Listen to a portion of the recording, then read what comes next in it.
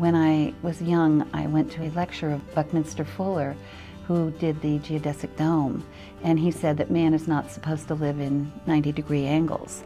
So I thought that the softness of bringing back the curves that were innately here does create an atmosphere that is very, very pleasant to be in.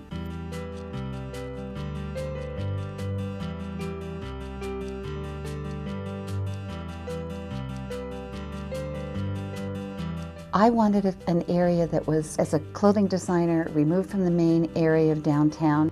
I have 11 parking spaces, and I wanted to be completely quiet and private to give great service in a quiet manner.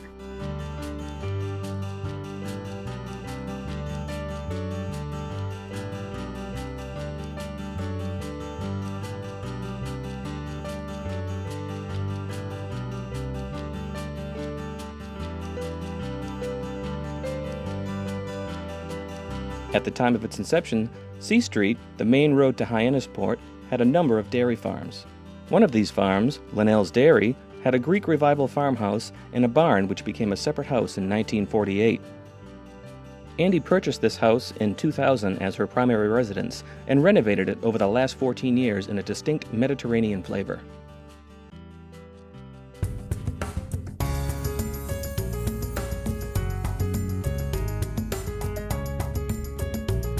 C Street in the village of Hyannis was constructed in 1892 by the owners of the adjacent 1860 farmhouse.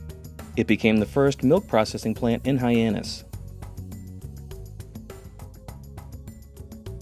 The milk factory was owned by the Cape Cod Creamery until the 1930s, when it became White Brothers Dairy. Sometime in the 50s, it was bought by a family of Greek origin and turned into a grocery. In 1990, it was bought by the Dellis family and also run as a grocery until 1998, when Andy bought the property and renovated it down to the studs.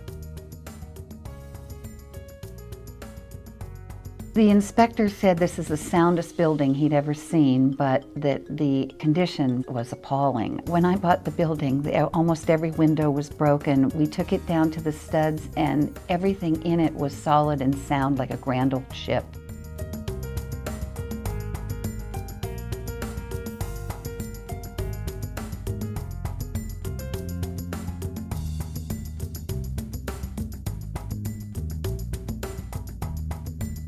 I lived in Spain for a long time, so the arches and tile work were influenced by Gaudi.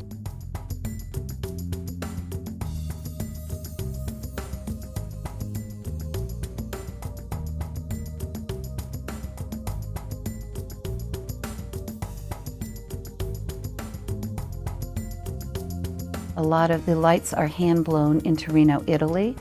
I always like clean, simple, minimal, but with the softness of curving, which some of the original curves were here when I bought the building. I tried to follow every line that I could and still keep it very, very simple and clean.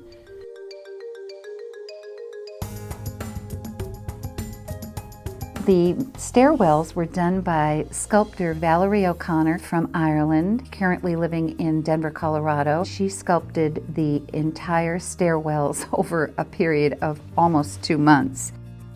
The door carvings are by local artist, gallery owner Louis Vellemere. They are hand-carved in Honduras mahogany and color-washed in a beautiful wisteria pattern. The wrought iron supporting the sign was created by master craftsman Paul Morneau in an ancient technique over 3,000 years old.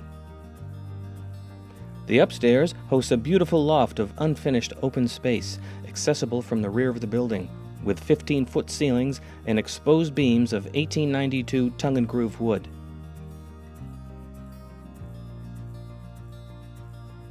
Directly behind the milk factory is probably one of the greatest historic features on Cape Cod, the beech tree. This tree was a gift from King George of England to the people of Barnstable in 1776 as a reward for supporting the Crown in the Revolutionary War. Today, it is a revitalized property hosting one of the most successful restaurants in Hyannis.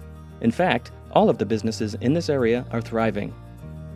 I've always been fascinated by the beauty of the old architecture, and I find so many times here that people tear down the old properties without realizing the dignity and integrity of our history. I've spent a lot of time trying to preserve what is architecturally beautiful in this neighborhood. It took a lot of work and a lot of love and nurturing, but it's a great, great building.